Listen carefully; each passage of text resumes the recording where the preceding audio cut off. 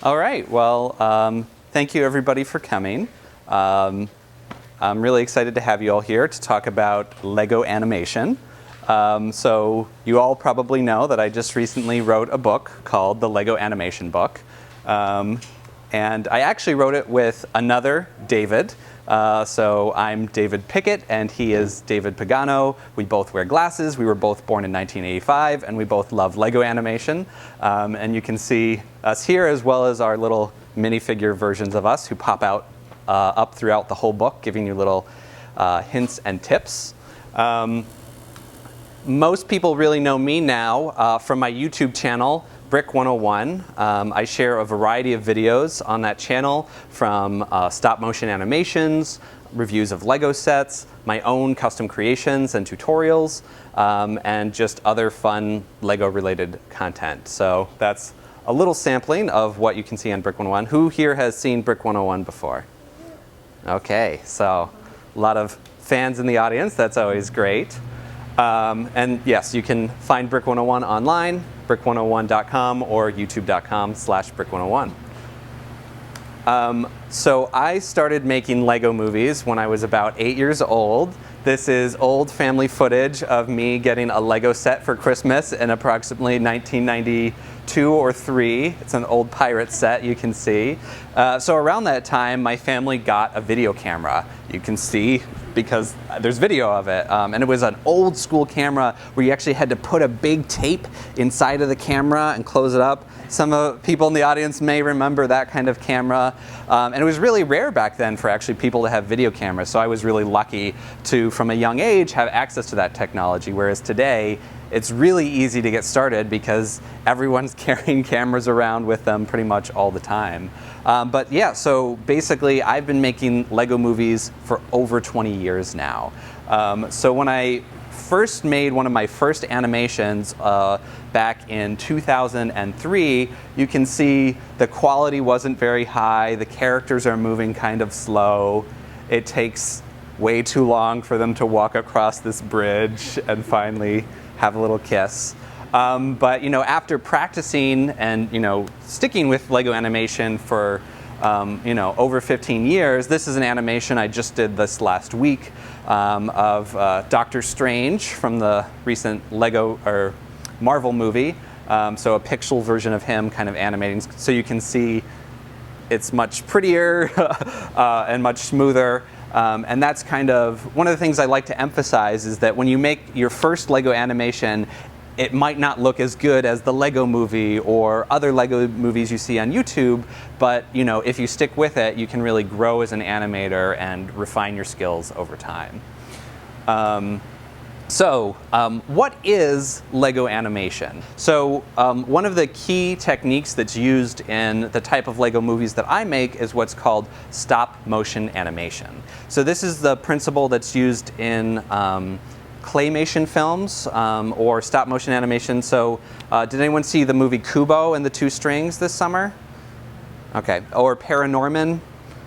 Or Coraline. These are some recent films that were done with stop motion animation. So the idea is that you take a picture of something and then you move that thing a tiny amount, you take another picture, you move it a tiny amount, you take another picture. Like this top row, you might not even be able to tell that the wand is moving, but it actually is slightly different. And this bottom row, you can see she's moving the wand a lot more. So take 8 different pictures of it in different positions, and then when you play it back, it looks like this. So this is just a series of pictures taken over and over again with tiny moves. And I'll do a little demo of what that looks like later in the presentation, but that's just kind of the basic idea of what we mean when I talk about stop motion animation. And Lego animation is just this kind of filmmaking, but done with Lego bricks. So this is a clip from an upcoming animation called The Magic Picnic.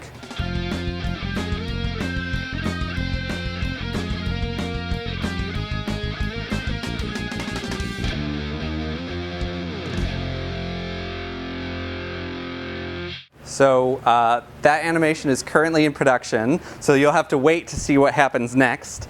But that's something that my co-author David and I have been working on in conjunction with the book to kind of illustrate a lot of the techniques we talk about in the book so that you can see what we're talking about in the book in the animated form. There's also a short teaser trailer out on the website for the book right now that you can see. And stay tuned in the next month or so for the Magic Picnic coming out. So I'm just going to talk a little bit about how you would get started making your own Lego movies, because I know that's something that a lot of people are really excited about. So I always like to emphasize you probably have everything you need to make a Lego movie at home right now, aside from maybe the Lego animation book, which you can buy today. But in terms of the basic materials, all you really need you can see right here. We've got a smartphone, some Lego bricks, and then there's just kind of a big blue piece of poster board I'm using for the backdrop here. So really it's not that hard to find some pieces around and get started. There's several free apps you can download for your phone that will make the process really easy for you, and we even take you step by step through it in chapter 1 of the book, showing like, here's the button you press in the app, and here's the other button when you want to play it back. So the two apps we recommend are Stop Motion Studio by Cat Eater. That's available for both Android, Apple phones, as well as Windows phones even. So basically that's cross-platform. Lego also has a great app called the Lego Movie Maker app. However, that's only available for Apple devices. But either one of those, they're free. Cat Eater has a slightly more expensive version you can buy with a few more features, but you can get started today on a free app on a smartphone. So you don't really need big fancy cameras or equipment to get started. However, if you are interested in going to different cameras, you can use any camera in the world to make a stop motion animation. People have made animations using microscope cameras. There was one done by moving individual atoms. They made a really amazing short film using a microscope. I've used old style film cameras with actually a big reel of film. So if you have a camera, you can use it in some way. And we do talk through in really great detail in the book, like all the different pros and cons of different types of camera if when you perhaps outgrow a smartphone app, you're looking for a different camera. One of the first things you want to kind of maybe get a little bit better at as you're working on an animation is what we call cinematography, or how to take good pictures. So there's just two real basic things to keep in mind. You want things in focus, so it's not a blurry photo like that. And you want to keep your fingers out of the picture. Those are really the two basic things. Once you've got that down, the rest is pretty easy after that. So you might want a photo that looks a little bit more like this rather than those blurry ones. And the nice thing is that you can have instant feedback. You can see, how does this picture look? Does it look good? Before you even take it. And then, you just kind of want to set the stage of where you're animating. So this is just a simple desk. I've got a couple lamps that I got at Target or some other store like that years ago that I still use for lighting my animation sets. You can see I've got my smartphone and a little Lego built camera cradle, which you can see over there just to hold it steady. A poster board leaning against the wall. And I use masking tape to tape everything down so it doesn't move while I'm filming. Because that's a mistake that a lot of first-time animators make, is they don't have everything stably attached to the desk, and then everything will be wobbly throughout. But really, that's all it takes to make a clean, stable first animation. Yeah, this is a close-up of kind of how I built that camera cradle. So basically, I just took some random Lego pieces, built around my smartphone, and just made sure I didn't cover up where the actual camera is, but held it from the sides. And you can use something simple like an actual just base plate and thing, or you could use like an actual Lego set. So this is just a pirate set. So you can use what you already have to kind of be the backdrop of your animation.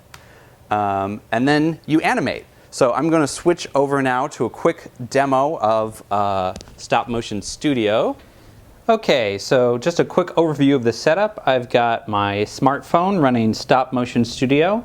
I've got a little camera cradle I've built out of Lego to keep it in place.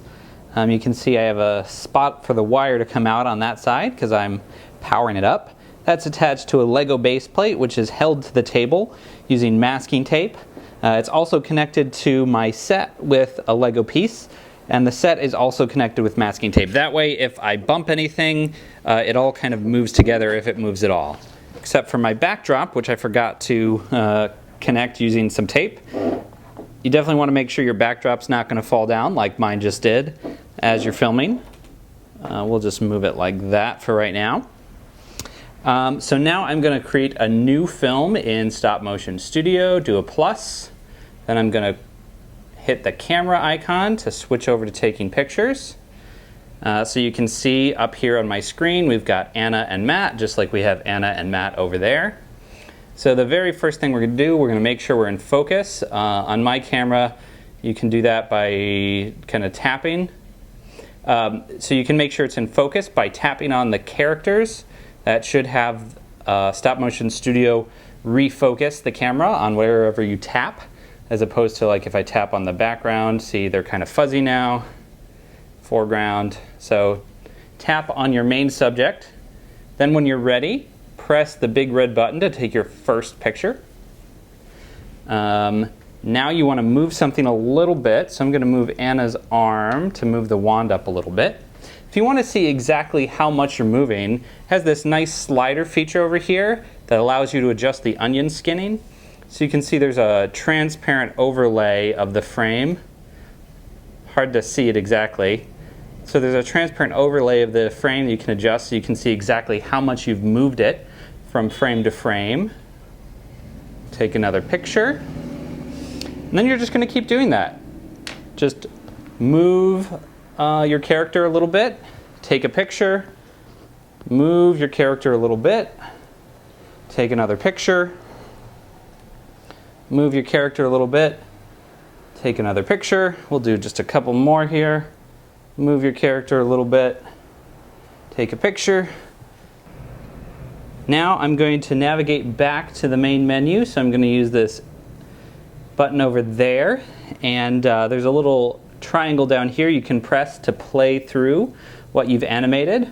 So we can see Anna starting to move the wand back. So even just in a couple minutes there, we've already got nice few frames of animation.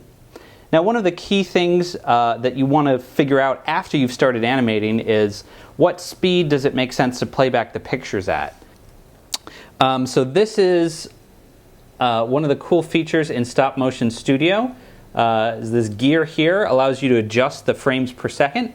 So it's starting here at 5 frames per second, but we could speed that up if we think she should be moving a little faster. So let's move that up to 10 frames per second. Okay, and now if we play back, we see she moves a lot faster than she did before, twice as fast in fact.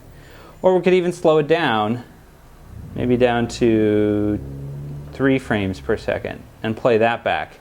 Now you see she's moving much slower, even though we have the same number of pictures. We're just adjusting the frames per second. And then, so that's basically what I just talked through is chapter 1 of our book. It's just like, how would you make a Lego animation if you're starting today? And then just briefly, what we talk about in the rest of the book. Chapter 2 is about animating the minifigure. So we really talk about, if you're using a Lego minifigure, what are the different ways you can move its arms and legs? Because we all know Legos don't have elbows, they don't have knees, so there's certain ways they can move and certain ways they can't. So how do you work within those limitations rather than letting them frustrate you?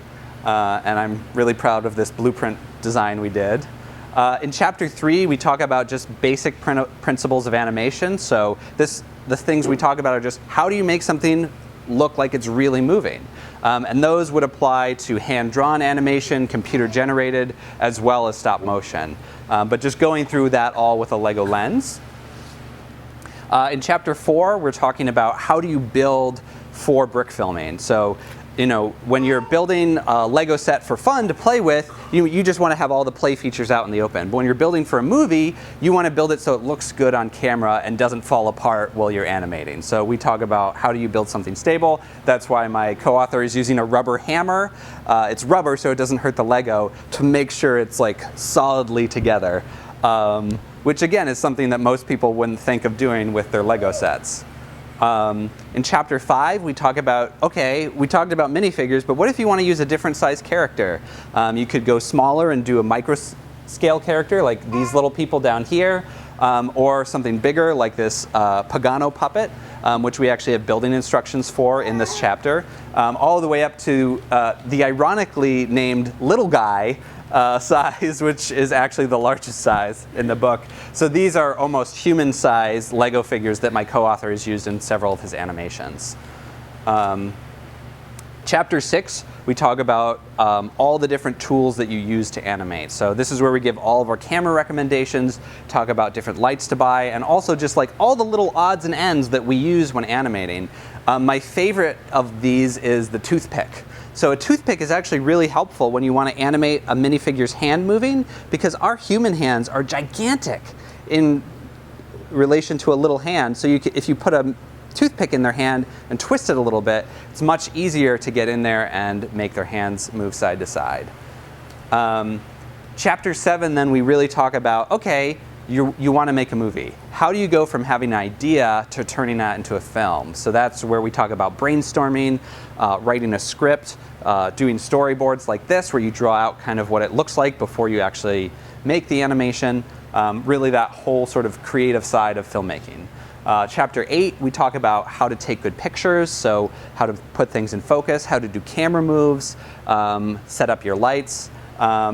And then in the last chapter, we talk about kind of, okay, once you've done the animation, how do you actually, on your computer, if you're more advanced, maybe do some editing, put in different sound effects, doing sound recording. You know, those things are definitely more advanced, which is why we kept them to the end of the book, but we really wanted this to be a comprehensive, everything you want to know about making films with Lego from start to finish. Thanks, everybody.